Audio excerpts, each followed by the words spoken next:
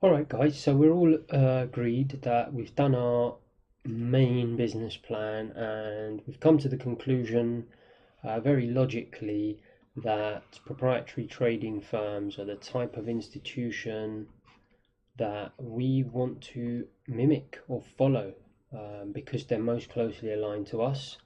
So these are just the gradings that we got. 95 for the institutional firm and 0 for retail education as per the last slide. So what we're going to do next? Well, we're just quickly, before we go on to tools, which is part B of the initial table that I showed on the first slide, what would you do, guys? So let's again relate it to a real life example. Um, so for example, you've done your research, you want to go out and become a car mechanic. You've narrowed down all the institutions or garages or whatever you want to call them that you want to go and work for. You've narrowed it down to one, um, a particular type. So what are you going to do? You're going to do more research and you're going to try and find out, okay, they're the best out there in the field for what I want to do. How are they doing their training? What steps does it involve? Um, so that's what this quick slide is all about. We're just going to do our research now. Obviously, to some extent, you're going to rely on me to tell you. So I'm going to give you the answers to the questions that you would have. So first thing you're going to obviously figure out is, okay, what's the typical path in terms of salary that these people are earning at this particular institution? So I'm going to tell you that. So in year one, typical person at a proprietary trading firm is earning between nothing and I would say not more than $10,000 to $15,000 if they're lucky. Why is that? Well, the reason is, if you think about it, and this is just another reason why they're the perfect choice for us to emulate. Because if you're starting out as a home retail trader, you don't expect to earn anything from day one, right? So it's the same thing in this institution. They don't pay their traders anything. In the other institutions, investment banks, pension funds, real money, hedge funds, etc., they do pay a decent salary of 30, 40K first year. Why is that? As I said, guys, they're handling clients. We're not handling clients. We don't have other jobs, administrative tasks that justify being paid for. And professional trading firms are no different. You come in, you don't earn anything because you're not doing anything that's adding value to the firm. Year two, once you start going live and trading, you're expected, I would say between year two and year three, you're expected to earn about 100K plus. And then year 3 to 4, several 100,000. So somewhere between 3 and 500K per annum. And then year, I would say 5, 6, 7 around there. I would say the top performers would easily be earning $1 million plus. So that's the typical path. So we've done that research. That's a tick in our box for the business plan. We found out what someone following this path would typically be expected to earn. But look, what you got to do is, guys, you got to forget about this stuff. You got to forget about the hundreds of thousands of dollars, and you got to focus here, right? Because my point is this: how many people come into retail education, and this is why I keep saying it's the wrong direction going this way, thinking, oh, I'm going to earn straight away, I'm going to earn within 3 months, etc., etc. It's deluded reality, guys. Even in the most successful firms in the world, traders are not earning that quickly. So that's why this is really the key, is to understand as part of your business plan that your business, for the first 6 to 12 months at least, you're not going to be expected to, I mean, if you earn something, maybe 5, 10K, great. But I'm talking in terms of earning a reasonable salary is not going to happen. Why is that? So that leads me on to the methodology and the training program, which is also part of our research. Now, what it might be worth doing, and this is the last time I'm going to do this, is just revisiting why this is going in the wrong direction. So let's look at the overlaps in terms of a retail education and where we want to get to. What bits of it are we going to keep?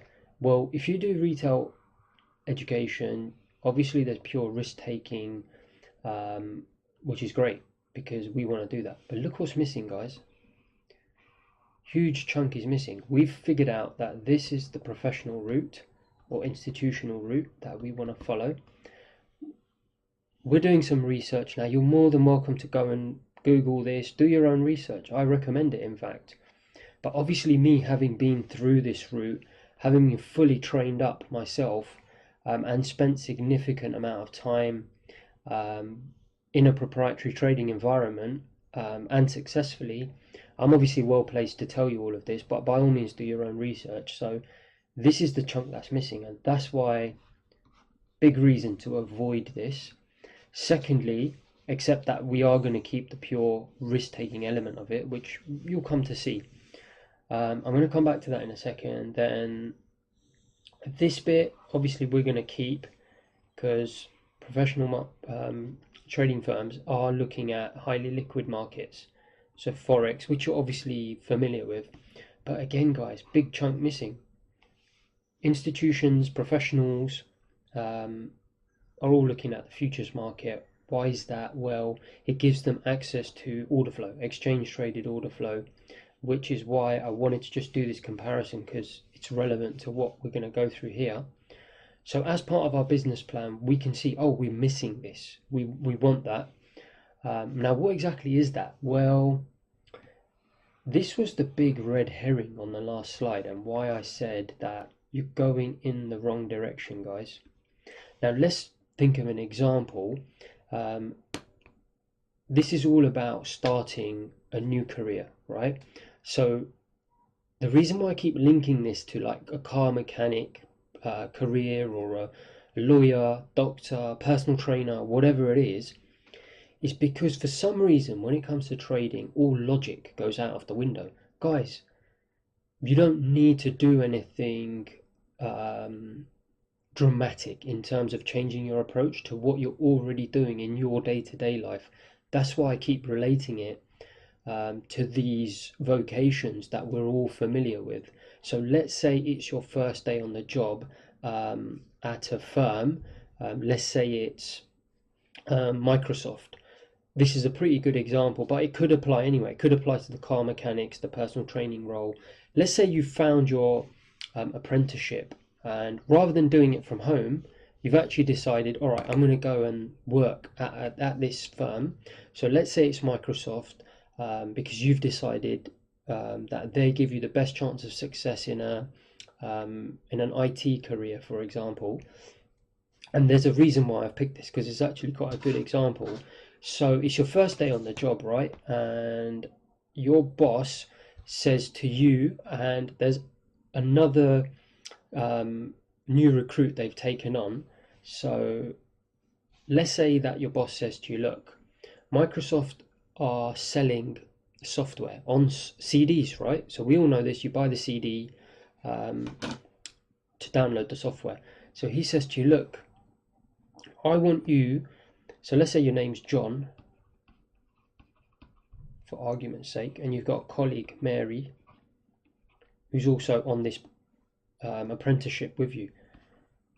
Now you're John, Mary's your colleague, your boss says to you, John, I want you as your first assignment to prove to me whether you're worthy of us keeping you on at Microsoft. I want you to give me a report in the next 2 weeks, and I want you to forecast where the price of those CDs, which I just showed you, are going to be in a year's time. So that's 1 year's time there. And he asks Mary the same thing, because obviously these prices are important to Microsoft. They're selling CDs, but they need to buy these CDs, so they're relying on the CD market price. Now, guys, it's no different to forecasting the price of an asset, right? Any asset. A CD is an asset, pound dollar is an asset, the stock market, a stock in the stock market is an asset. No difference. Now, would you go into your first day at Microsoft Having been asked that, or sorry, come back 2 weeks later to your manager and he says, all right, have you done the report? Have you forecast where CD prices are likely to be in a year's time? And would you say, let's say they started off at one dollar per CD and say, yep, boss, I think they're going to be up 20%, 1.2, so $1.20. And he says, okay, so why do you think that is? So that's your forecast. It's gone up 20%. And he says, why do you think that is? Well, he says, look, I've looked at this RSI indicator and right now it's oversold. So the indicator's oversold and I think it's going to come back up. A. B, we're well below the 20-day moving average, so I think we're going to get back to the 20-day moving average. And C, we are diverging from where the price was last year, and my divergence indicator tells me that we're going to be at $1.20. Now I'm doing my best not to laugh because we both know that that's ridiculous. Now Mary comes back and he says, what about you, Mary? Now Mary comes back and says, boss, I think the price is going to be 10% down. So it's at $1 and in a year's time I think it's going to be at 90 cents. So $1 down. And he says, oh, why do you think that? And Mary says, boss, I sent out a survey to all the CD manufacturers out there, and the responses I got back suggested that demand was going to be down around 10% over the next year, and therefore I thought it was logical that it will be approximately 90 cents. Now guys, who do you think is going to have a career at Microsoft? It's obvious, right? A. And B, when I was doing that example with John, hopefully most of you are thinking, don't be so ridiculous, Envy. Of course I wouldn't say that to my boss at Microsoft. Well, guys, when you, like as I said, predicting this price is no different to predicting the price of an asset. By doing what John did, you're basically doing what is done in this box. It's complete nonsense, guys. You've got to understand this is complete nonsense. It has no rhyme, reason or logic, and no evidence suggests that this is being done. And that's why if you look at the list of institutions in the last slide, not a single one uses these techniques. Well, however, what they do use is what Mary's using, and that's the point of the example: exchange traded order flow. It's raw data, demand and supply. So what they're doing is the equivalent of what Mary's doing. Going out there, getting the raw data, looking at underlying demand and supply, and obviously there may be fundamental factors, which is where some fundamental analysis comes in, but obviously if you're trading on a short-term basis, even that's not necessary. What these guys are doing is they're looking at, obviously they're not sending out a survey into the market, however, it's available for them on a depth of market, on a footprint, on a volume profile, etc., etc. And that's what they'll be spending. So it leads me nicely onto this year one. What they'll be spending a good, I would say, 6 to 9 months training. So they won't actually be taking any risk. What they'll actually be doing is they'll first start out with the raw data. And by the way, guys, what's so exciting about the program at G7FX is we're going to do exactly the same thing. So this business plan, we've figured out, okay, the best institutions in the world that produce the most profitable traders in the world, this is what they do according to our business plan. We need to go and do it.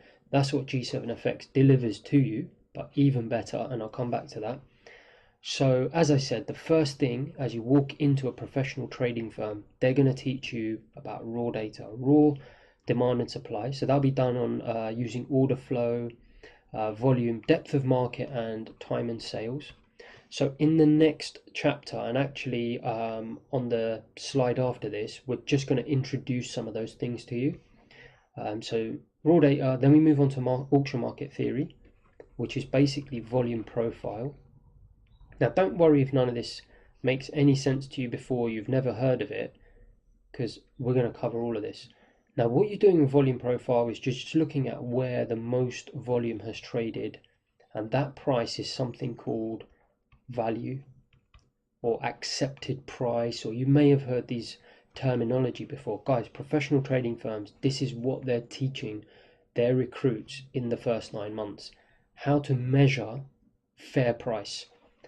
Then what they do is they teach you value trading. Once you're shown how to, so raw data which feeds into profile, which then helps you figure out what the fair price is, then it's about how to trade around fair price. Are you looking for price to move back to value, move away from value, back to value, away from value, keep moving away from value, and a new value forms? These are the sort of things that are involved in value trading. At the same time, you'll be learning obviously some fundamentals, especially if you decide to become a slightly longer term trader. Fundamentals are obviously very important. Guys, have you noticed how low on the list charts are? So at least my experience was, for the first 6 months, I had to prove profitability purely on the depth of market. So the quote screen that I talked about on the very first slide, where you've got bids and offers, executions, depth, just going down. Now, look, don't worry, I'm not going to expect you to sit there staring at this thing like I had to for 6 months before charts are even introduced. The advantage, and why I say G7FX is even better than learning from a professional trading firm, is because I've obviously been through training programs at a variety of institutions, so I kind of got a good feel for how different institutions affect the market as well. But secondly, and more importantly related to this, I've obviously seen the advantages and disadvantages of looking purely at raw data. I obviously do use charts to some extent now, with the VWAP, which is another, so volume profile. I forgot about the VWAP there, volume weighted average price.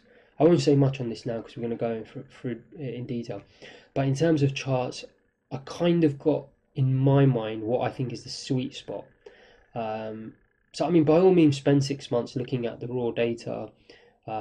I personally think a couple of weeks is pretty good. 2-3 weeks is maximum needed, just so you can figure out exactly what's going on behind the charts. And then I'm happy to introduce charts very quickly, but again, we can either decide that together, or you can decide yourself when you think is optimal. But I'm happy to bring charts in much quicker. But do notice that if you were to go and work in a professional trading firm, they're not going to let you look at charts, guys, for at least 3 to 6 months. And then after 6 months, that's when you start to bring everything together, because all of these topics are very deep topics that in themselves can take a month or two for each individual topic to really start to make sense. You then bring it together around, month 4 to 6. You then put on simulation, guys, on sim, which is like demo. So that's why I said on the initial slide, going straight into execution is completely crazy, because not only do you have to do the part A and part B research of tools and obviously what apprenticeship training you want best, you then need to start learning a lot of theory before you even start the sim trading. So that typically happens in an institution around month 4 to 6. Obviously G7FX will try and make that happen for you much quicker than that. Happy for you to start to do that much quicker, because the difference between G7FX and you going to a professional firm, and why we're much better in my opinion, obviously it's very subjective, it is just my opinion, but the difference is that when you're in a professional trading firm, don't forget, guys, there's so many other traders who want to make it, so there's only so much attention each person can be given.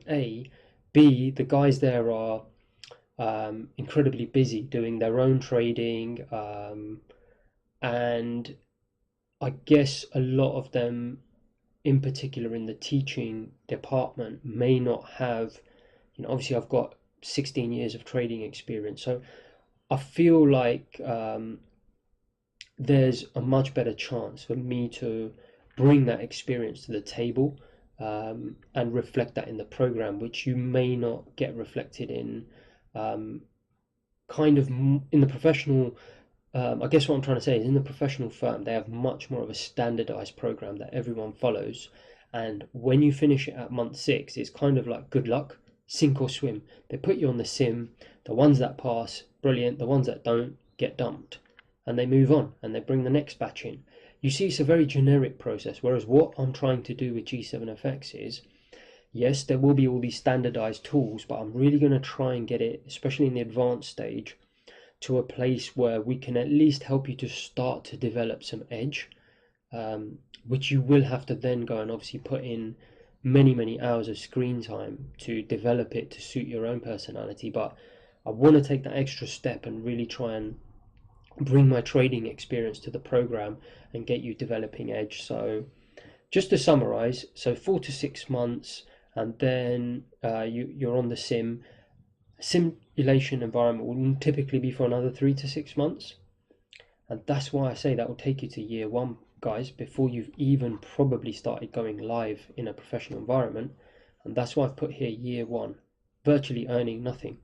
Year 2, you start to go live, and then you might earn 30-40k real money in your first year, which is year 2. Year 3, you could be on 100,000, which is the figure I discussed earlier, and then obviously that can quickly ramp up very quickly. So, you know, the important point, guys, is get yourself to that stage of year 1 without rushing and jumping, which typically you do when you're going through a standard retail education. Do it the proper way, guys, the same you would in you know, like the environment I suggested here in an apprenticeship. It takes time to learn. Be patient. We'll help you the most we can. Hope that was useful. So that part of the business plan is over. We know exactly what we need to do. I'm not going to cover this again. Next slide is going to be the tools. But now we know exactly what we need to be doing for the rest of this program right towards the end. So it's kind of giving you an order of exactly what we are going to do over the course of the next several modules right towards the end. It's my job to try and get you to the stage of here, bringing it all together, and then very much where I can, obviously I'll support you throughout your trading process, but our job is to put you in the best position that when you do start trading, your chances of success are maximized. Hope that helps. See you on the next slide, guys.